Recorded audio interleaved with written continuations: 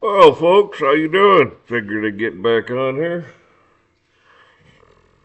We got a lot of misinformation out there, a lot of bullshit, and a lot of everything else that goes. And like I always keep telling you, don't listen to these fearmongers. Don't listen to these. They don't have a crystal ball. It's just clickbait, just to get you to click onto their thing, so they think oh, you're going to get prepared for this and prepared for that.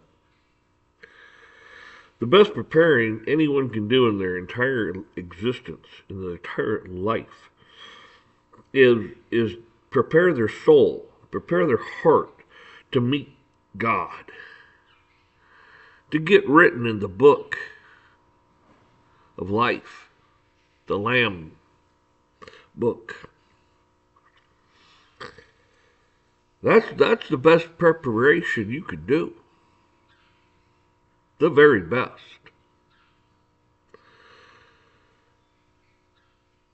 And after that, yeah, I mean, sure, you'll put away a little bit of, food here and there. I mean, I don't think you need a grocery store in your basement, but I mean, have, have some, 2, 3 months worth of food, which, if you really stop and think about it,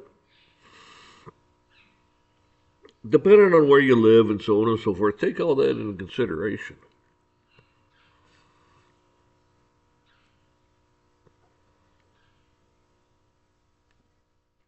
Also, when you take that into consideration, if you're heating stuff up, depending on where you're heating it, people can smell. They can smell a fire. Now, if you still have a cooktop or something, they can still smell the food. So, make sure you have things you can eat right out of the can. They don't have to be heated up. It'd be better if they probably were, but to keep your strength and your body with nutrients and stuff. Because there's going to be times it's like, well, man, I shouldn't build a fire. There are too many possible people around or something like that. And that's just going to be a damn magnet to me. Going to bring them right into my camp or wherever I happen to be. Break your door down, whatever.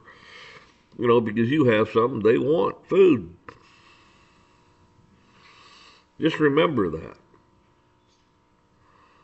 Fire, man, you can smell it for miles. Food, same thing. I mean, think about it. You go outside and your neighbor's grilling. Maybe a neighbor 2, 3 doors down's grilling. You can smell it, depending on which way the wind's blowing. Somebody's burning some leaves or some trash outside. You can smell it for quite a ways.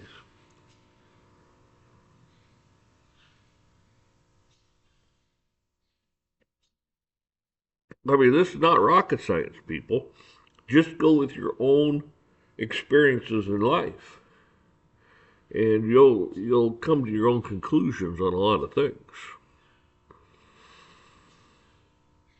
I mean, like I've always said, you need number one thing. You need a good knife, not one of these Chinese pieces of crap. I mean, if that's all you can afford, that's better than nothing. It's better than nothing. Okay, I'll tell you what. Not well.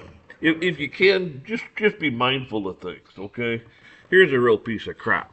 Okay, right here, piece of crap. As you can see, it's not even used. I use it mainly just to open letters and packages. But, see, I didn't even push on anything. See? See, right here, there's the stupid ass little thing, right? Okay, now I'm not going to push on it. But you see how it's still folded? See, that's a piece of junk. You get hold of that thing and have it close on your fingers, you are not going to like that. I mean, and if there's no doctors, hospitals, and so on and so forth, you are definitely not going to like it. That's what I'm saying. Something like this is a real piece of shit. Okay, I mean, if that's all you can afford, be mindful. Okay, go out and use it. Get. I mean, it's just like a firearm or anything else. Familiarize yourself with it, so it doesn't, do that. So it doesn't, close down on you.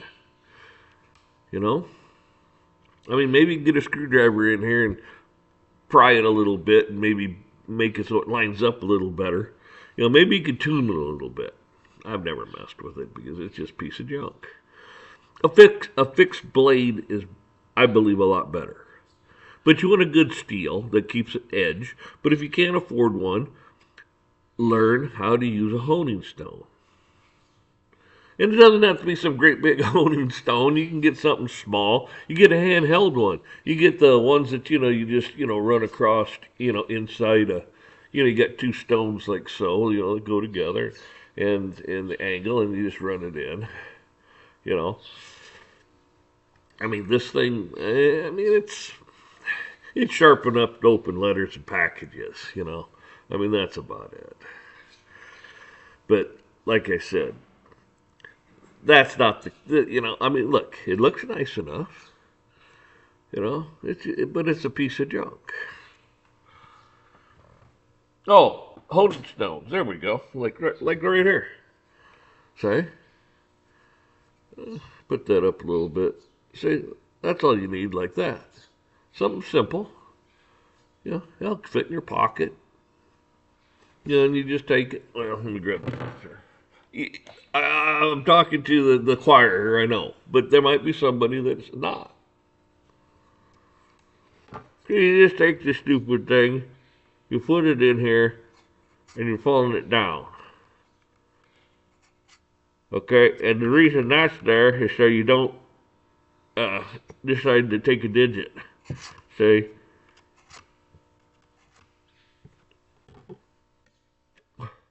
Simple, inexpensive. It works well enough. You know. I mean, if your blade's in pretty rough shape, it may take quite a while for you to do her, but you can get it back.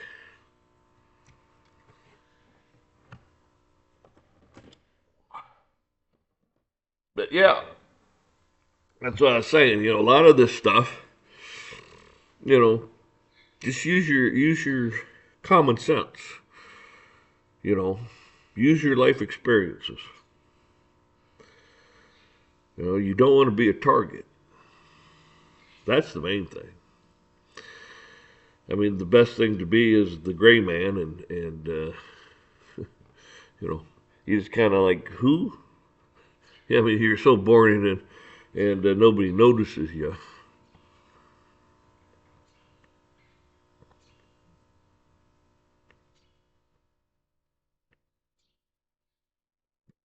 Another thing is too is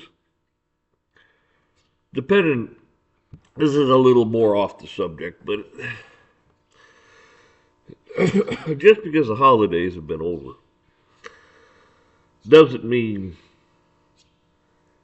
you quit giving to your pantries. Your grocery stores usually have a little pantry thing, and then that's what's so funny is during the holiday season, they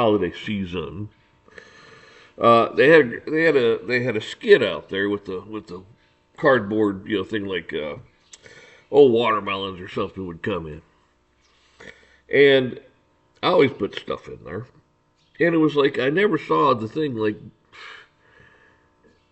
they were lucky if they would cover the bottom of the skid. It was like this is pathetic. I mean, I understand, you can only do what you can do. Take care of yourself first. If you can afford it. Yes, you could, buy something and stick it in there. But if you can't afford it, don't. Take care of yourself first.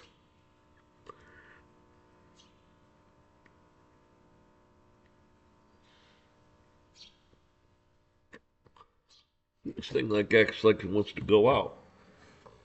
Must have not lit it very well. See if this thing will even work. Yeah, sort of.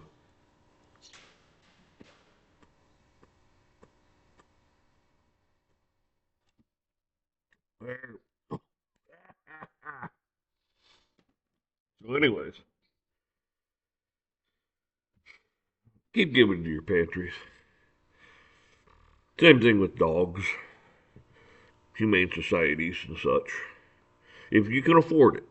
If you can't, Hey, I understand, man. Not everybody's in a position where they can do that. They're lucky if they're squeaking by. And that's, I mean, that's good if you can get by. I get it. Hopefully, God will open up a door for you, or show you a path or a way or something, and make your circumstances a little bit better. There's so many people out there too that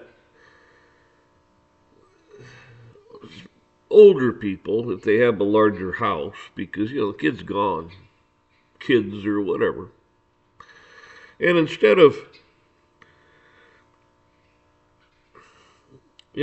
selling the house or something like that and downsizing, they're still living in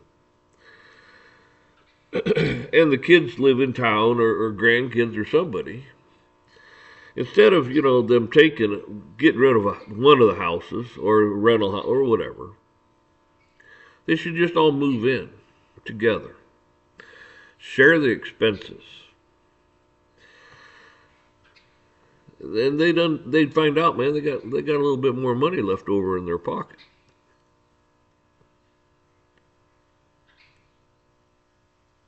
Don't deal with deadbeats though. If you know they have problems, you just don't even get yourself in that position.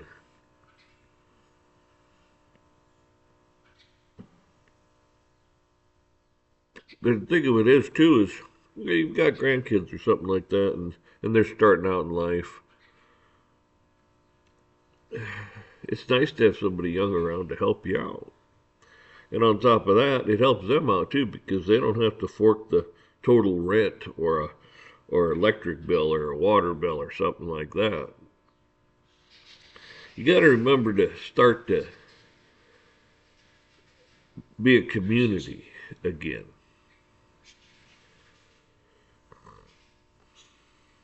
I mean, it's just the way it should be.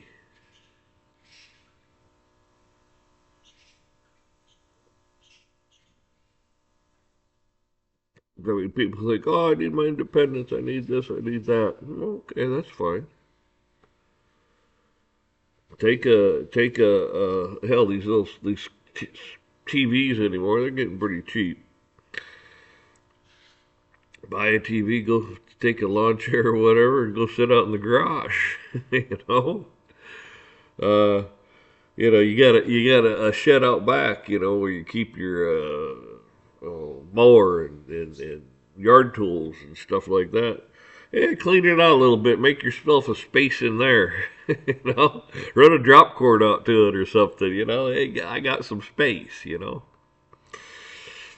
And people understand that. Older people, especially, they get it. I mean, a lot of them have been, sitting in the house by themselves, and when somebody comes in, it's like, there's just too much commotion. They're sitting there used to, it's quiet, tranquil.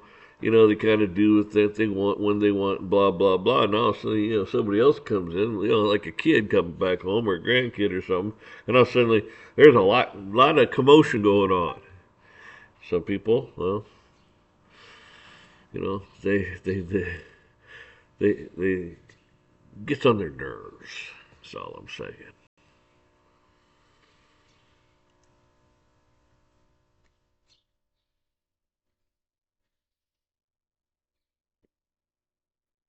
And I'm not saying it's a bad thing, but it's also keeps you alive. Instead of just sitting there by yourself,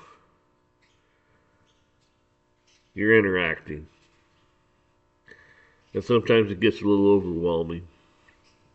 And that's maybe when you just let a, like, yeah, get a little overwhelmed. And people should take offense to that. They should, I get it, it's like, okay, well, maybe we could take, like, especially got a two-stall garage or something like that. Hell, if it's full of shit, man, have a garage sale. Just get rid of the junk, you know?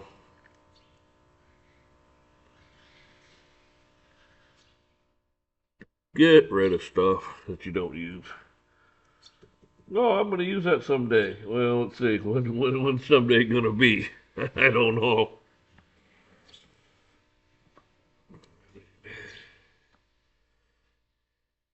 I mean, I try to keep.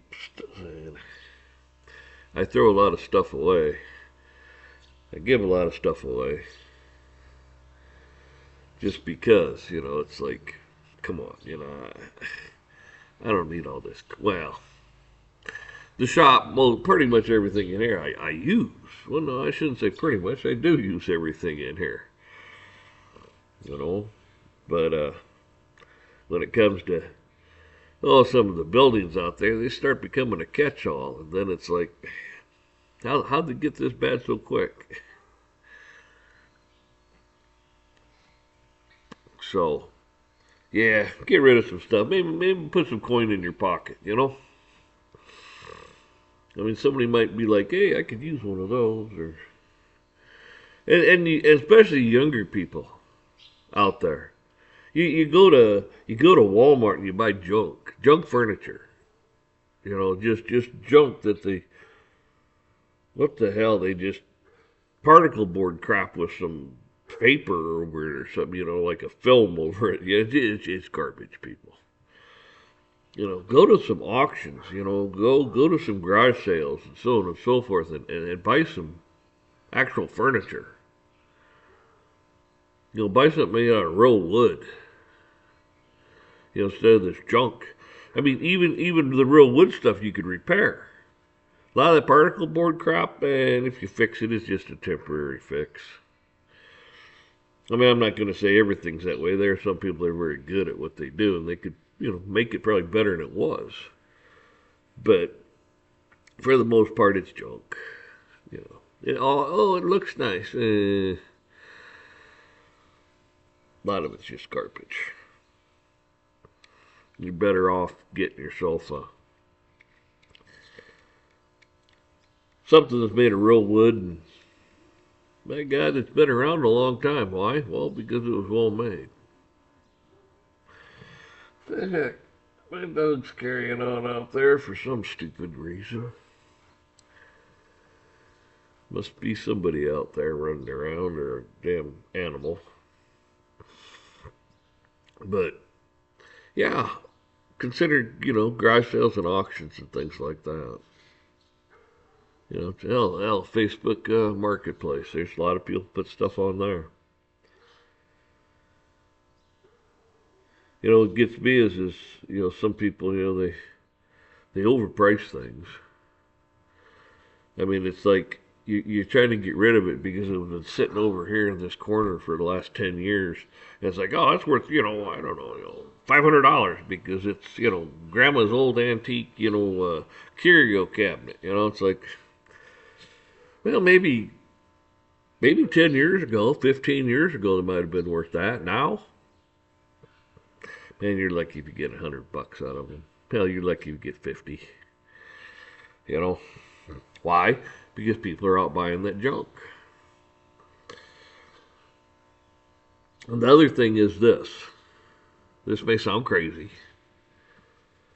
And a lot of stuff has some kind of finish on it. All right, you might not want to like cook raw food over it, but if something's in a can or something and it's protected or a pot, something. But the stuff that's all made out of pressed particle board and whatever, just junk. It's got a lot of glue. That's what holds it together. Toxic shit. Okay, you got an old end table. It's real wood. Yeah, you got a finish on it. It'll burn off pretty quick. But it's real wood. It'll burn. It'll burn nice. So if you need some wood, some kindling or something like that, it's like, well, bust the son of a bitch up and make a fire. You know? It's another good thing for the stuff. Yeah, you want a fire, stay warm, want to eat, my God, bust it up, make a fire.